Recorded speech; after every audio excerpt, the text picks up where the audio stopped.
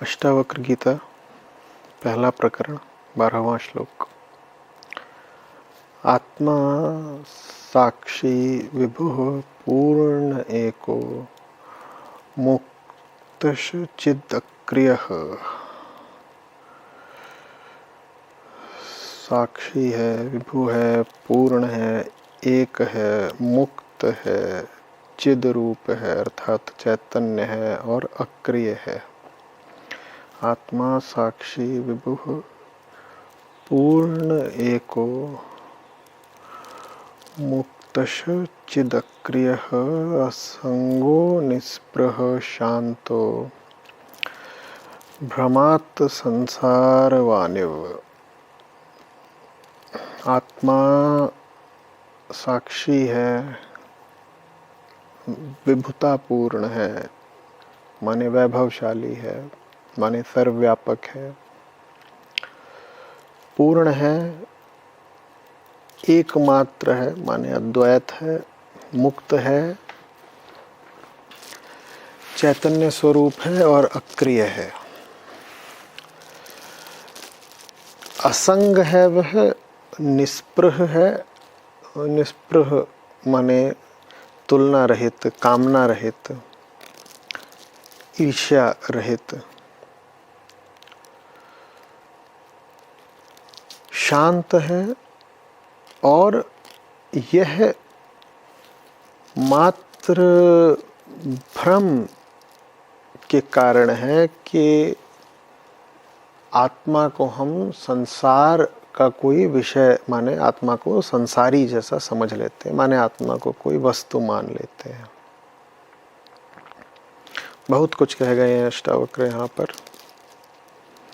कई संज्ञाएं दे डाली हैं उसे जो किसी संज्ञा से बंध नहीं सकता, और जितनी उन्होंने संज्ञाएं दे दी हैं, उपाधियां दे दी हैं, वो सब एक ही ओर को इशारा करती हैं।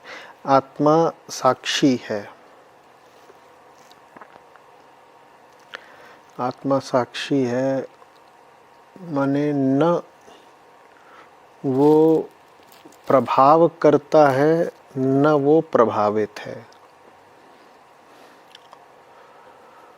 न वो किसी कर्म को करने वाला है, न दूसरे छोर पर किए गए कर्म को भोगने वाला है, न वो पत्थर को फेंकने वाला है, न वो फेंका गया पत्थर है, न वो पत्थर से चोट खाने वाला है। और ये जो त्रैत है, यही प्रकृति की अनिवार्य निशानी होती है। ज्ञान, ज्ञाता, ज्ञेय, प्रमाण, प्रमाता, प्रमेय।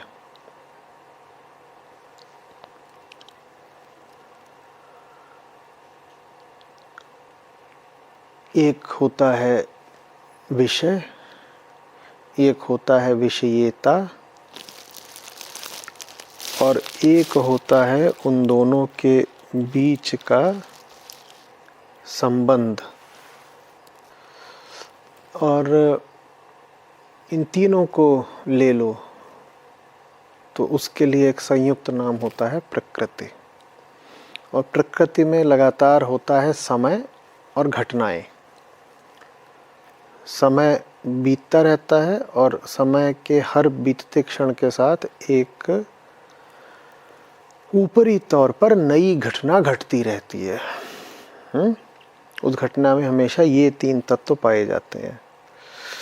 कोई सामने होगा जो पत्थर फेंक रहा होगा, एक पत्थर होगा जो फेंका जा रहा होगा, और कोई होगा जो पत्थर की चोट खा रहा होगा या उससे बच रहा होगा। तीन होते हैं हमेशा। आत्मा तीनों में से कोई नहीं है, तीनों की साक्षी है, तीनों को जाना जा सकता है। तीनों में से कोई भी होना दुख का कारण है। तीनों में से कुछ भी बन जाओ चैन नहीं मिलता। बस यही प्रमाण है कि आत्मा माने हमारी सच्चाई तीनों में से कोई नहीं है।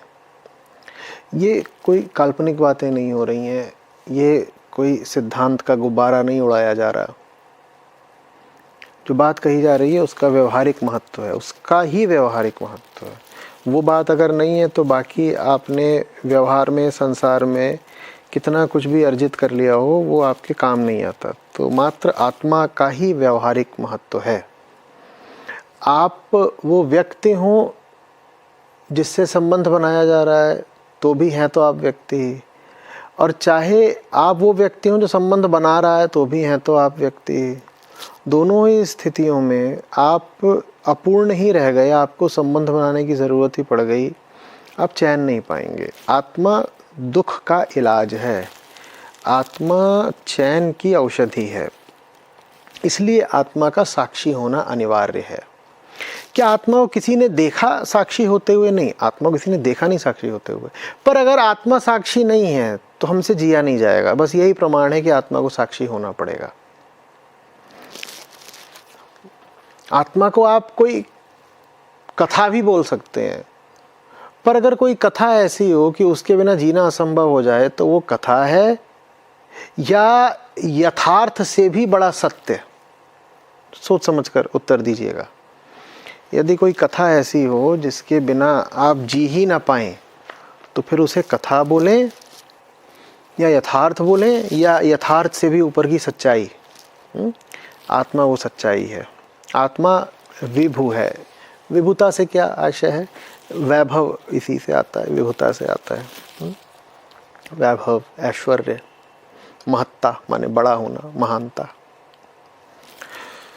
तो आत्मा अगर नहीं है तो अहंकार है।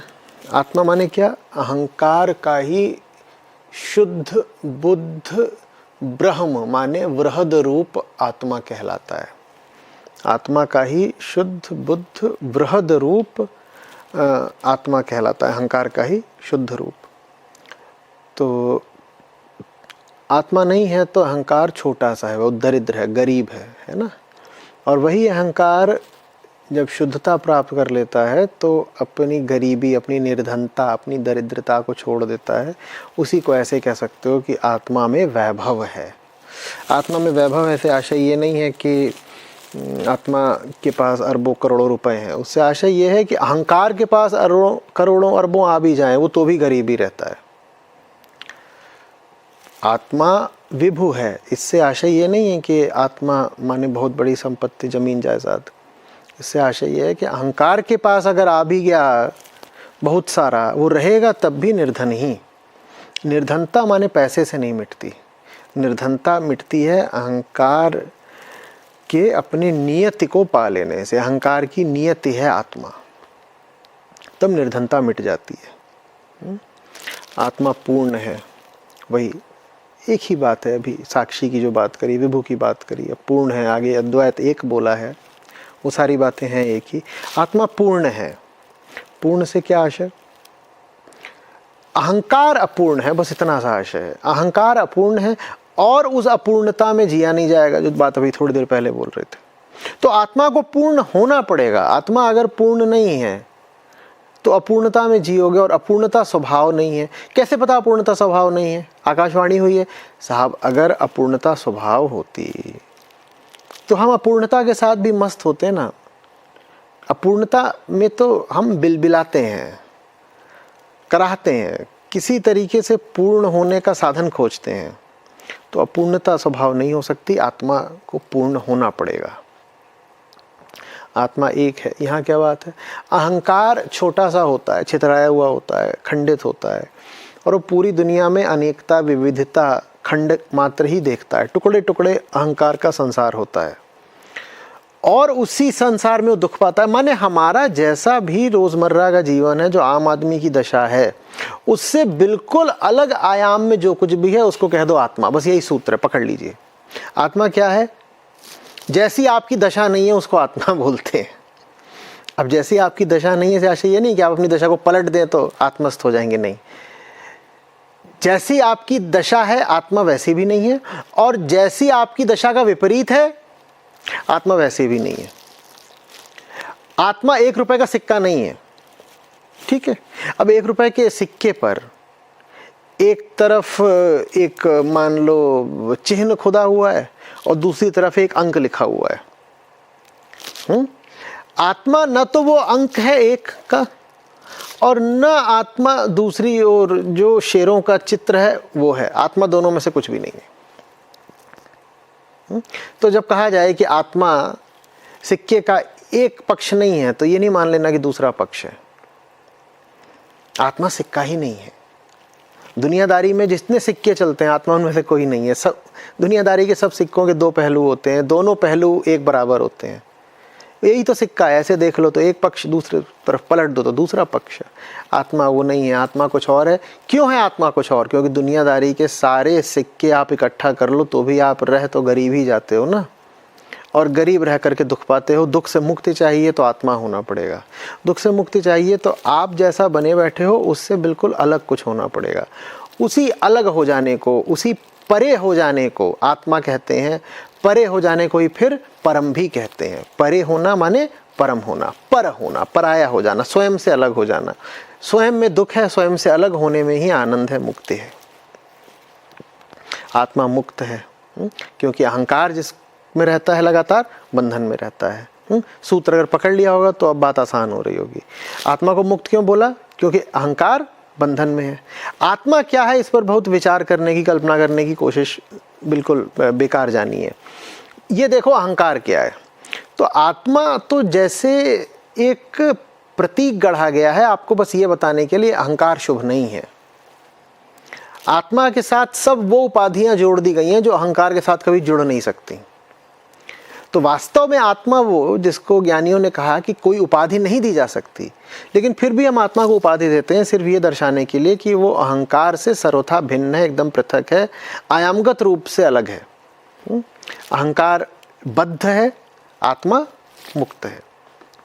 आत्मा मुक्त है ये बार बार कहने की जरूरत भी नहीं है। ज्यादा जरूरी क्या है जानना कि अहंकार बद्ध है, वो जरूरी है। अपनी दशा का अवलोकन ज्यादा जरूरी है। मुक्त या आत्मा के बारे में तरह तरह के कयास लगाना, अनुमान लगाना, कल्पना करना, सिद्धांत गढ़ना वो आवश्यक नहीं है, बल्कि वो घातक हो सकता है बहुत बार। ज़्यादा आवश्यक है अपनी दशा का पता होना। हम बंधन में हैं तो हमने कह दिया आत्मा मुक्त है। ध्यान ये रहे कि हम बंधन में हैं। आत्मा चिद रूप है माने चैतन्य है। अब जल्दी से देख लो, आत्मा चैतन्य क्यों कहा जा रहा है? क्योंकि अहंकार अचेत रहता है, अहंकार बेहोश रहता है, तो आत्मा को कह दिया चैतन्य। आत्मा चैतन्य है, इसके बारे में आप कल्पना कर ही नहीं पाओगे, क्योंकि पूर्ण चैतन्य का आपको कुछ पता नहीं है। जिसका आपको कुछ पता नहीं उसके बारे में क्या कल्पना कर लोगे? कुछ नहीं। उसके बारे में कल्पना करोगे भी तो अपने पुराने अधूरेपन के अनुभव से करोगे, तो कल्पना भी अधूरी होगी। अब पूरे की कल्पना करना चाहते हो और कल्पना अधूरी है, तो पूरे की कल्पना नहीं कर पाए ना, तो कल्पना नहीं कर सकते। आत्मा की कल्पना नहीं की जा सकती, कल्पनातीत है वो। आत्मा अक्रिय है। अब बताओ जल्दी से, आत्मा को अक्रिय या निष्क्रिय क्यों बोला? क्योंकि अहंकार हमेशा सक्रिय रहता है। अहंकार हमेशा कर्ता बना हुआ ना, तो वो लगातार क्रियाओं में लगा रहता है। क्रियाएं, वो भी क्रियाएं कैसी? वो पहले से ही तयशुदा क्रियाएं। इस ऐसी स्थिति हो जाए तो ऐसे कर देना है, कोई ऐसा बोल दे तो क्रोधित हो जाना है, कोई ऐसा बोल दे तो ललच जाना है, ठीक है, थक जाओ तो सो जाना है, भूख लगे तो खा लेना। अहंकार इसी तरह की क्रियाओं में फंसा रहता है। आत्मा पर इस तरह की क्रियाओं की कोई बाध्यता नहीं है, तो आत्मा को अक्रिय कह देते हैं। और अहंकार अपनी सब क्रियाओं में क्यों फंसा रहता है? क्योंकि वो अपूर्ण है, उसे कुछ पाने की कामना है। तो वो अपनी पूर्णता की कामना के कारण तरह तरह के प्रयास करता है, बार बार कर्म करता रहता है। ये कर लूँ तो पूर्ण हो जाऊँ, वो कर लूँ तो पूर्ण हो जाऊँ। और ये सब जो प्रयास है उसे कभी पूर्णता देते नहीं, दुख ही देते हैं। तो इसलिए कहा गया कि आत्मा अक्रिय है। आत्मा कोई वस्तु नहीं है जिसको तुम सोचने लग जाओ कि वो अक्रिय बैठी हुई है। आत्मा के बारे में कुछ सोचने की जरूरत नहीं। बस ये जान लो कि अहंकार जो इतनी सक्रियता दिखाता है जीवन भर, हर आदमी दौड़ ही रहा है ना जमाने में। चौराहों पे भीड़ लगी हुई है, दफ्तरों में भीड़ लगी है, दुकानों में भीड़ लगी है, घर में भी लगातार कुछ ना कुछ गतिविधि चलती रहती है। वो सारी गतिविधि ही दुख है। उस गतिविधि का केंद्र, उसका इंजन, उसका ईंधन ही दुख है। तुम दुखी हो, तुम परेशान हो, तुम बेचैन हो, इसलिए तुम 100 जगह दौड़ते हो। इस कारण कहा गया है आत्मा अक्रिय है। आत्मा असंग है। क्यों? अब जल्दी से अहंकार पर जाओ। क्योंकि अहंकार इतना बेचैन, इतना अधूरा, इतना अकेला है कि वो हमेशा संगति की मांग करता रहता है। अहंकार संगति की मांग करता रहता है, इसलिए कह दिया आत्मा असंग है। और अहंकार कोई भी संगति जुटा ले, उसका अकेलापन तो मिटता नहीं, सीखता हो तब भी नहीं है। एक प्रकार की संगति फलीभूत नहीं हुई तो वो दूसरी संगति की ओर भागता है, लेकिन वो अपनी दशा से मुक्त नहीं हो पाता, दुख की दशा से। तो इसलिए कहा आत्मा असंग है, आत्मा को संगति की आवश्यकता नहीं। आत्मा निस्पृह है। स्पृहा माने इच्छा, कामना, ईर्ष्या के लिए भी स्पृहा को प्रयुक्त करते हैं, दूसरे से तुलना करने से स्पृहा होता है। ये सब अहंकार के लक्षण है। छोटा सा है, छोटा होने में चैन नहीं है, बड़ा होना चाहता है तो दूसरों से तुलना करता है, बड़ा होने की कामना करता है, अपने से किसी बड़े को देखता है तो उससे ईर्ष्या करता है। आत्मा के लिए तो कोई दूसरा ही नहीं है, तो आत्मा किससे तुलना करे। खैर, आत्मा के बारे में बहुत नहीं बोलना है, बस ये देख लेना है कि ये जो हमें प्राकृतिक वृत्ति होती है, तुलना करने की, दूसरों के जैसा हो जाने की कामना करने की, ईर्ष्या में बह जाने की जो वृत्ति होती है, इसका और हमारे दुख का बड़ा गहरा संबंध है। दुख से अगर मुक्ति चाहिए तो स्पृहा से भी मुक्ति पानी पड़ेगी। आत्मा शांत है। क्यों कहा आत्मा शांत है? अब तक समझ गए होंगे आप, क्योंकि अहंकार अशांत है सर्वथा। अहंकार अशांत इसलिए है क्योंकि जो वो अपने आप को माने बैठा है वो झूठ है, झूठ में शांति हो नहीं सकती। शांति तो अपनी सच्चाई, अपने यथार्थ पर ही आकर मिलती है। अहंकार को अपने यथार्थ का कुछ बोध नहीं, वो अपने आप को एक छोटा मैं बोलता है, वो अपने आप को दुनिया के भीतर अवस्थित और दुनिया पर आश्रित और दुनिया से ही जनित मैं बोलता है। मैं इस दुनिया से उठा हूँ, मैं इस दुनिया में हूँ और मैं इस दुनिया पर आश्रित हूँ, ऐसा हूँ मैं। अहंकार अपने बारे में जितनी बातें बोलता है वो सब झूठ है, इसलिए अहंकार को कभी शांति नहीं मिलती है। आत्मा को कह दिया शांत है। आत्मा शांत है, इस ये कहने का अर्थ इतना ही है कि अहंकार अपनी जो परिभाषा बनाए है उसे वो जब तक वैसे ही रखेगा तब तक अशांत ही रहेगा। और बड़ा ये तुमको भ्रम हो गया है, श्लोक के अंत में ऋषि कहते हैं अष्टावक्र, बड़ा ये तुमको भ्रम हो गया है कि आत्मा संसार की कोई वस्तु है। ये भ्रम तुमको इसीलिए हो गया है क्योंकि तुम अहंकार बने बने आत्मा को देख रहे हो, और अहंकार चूंकि सिर्फ वस्तुओं को ही देख सकता है तो वो आत्मा को भी देखता और बोलता है कोई वस्तु ही तो है। अब ऋषि करें क्या? अहंकार के सामने आत्मा भी एक शब्द की तरह ही लानी पड़ती है, एक सिद्धांत की तरह लानी पड़ती है। जैसे ही अहंकार के सामने कोई शब्द आता है, अहंकार बोलता है अरे शब्द तो हमने बहुत सुने, सब जितने शब्द होते हैं वो सांसारिक वस्तुओं के होते हैं, तो आत्मा भी जरूर कोई संसारी चीज होगी। नहीं, आत्मा के लिए एक शब्द जरूर है, पर वो जो शब्द है आत्मा, वो आत्मा का नाम नहीं है। आत्मा का तो नाम मौन है, जब एकदम चुप हो जाओ तो आत्मा है। वो तो अहंकार को बताने के लिए उस मौन को एक नाम देना पड़ता है, नहीं तो अहंकार को कैसे बताओ? उसे कान मौन सुन ही नहीं पाते। अहंकार के जो कान हैं वो मौन नहीं सुन पाते। तो अब अहंकार को मौन बताना है तो मौन को, सत्य को एक नाम देना पड़ता है। नाम दिया गया आत्मा। अब नाम तो इस उद्देश्य से दिया गया था, लेकिन अहंकार मूर्ख, वो सोचता है नाम है माने वस्तु है, तो आत्मा को भी संसारी वस्तु समझ लेता है।